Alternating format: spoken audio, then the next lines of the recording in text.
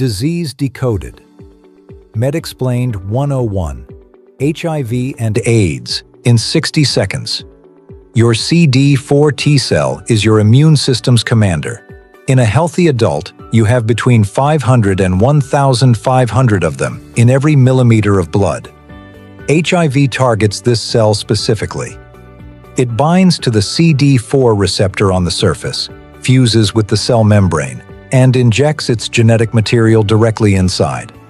Once inside, HIV converts its RNA to DNA, integrates into the host cell's genome, and hijacks the cell's own machinery, producing thousands of new viral copies that bud out to infect more cells.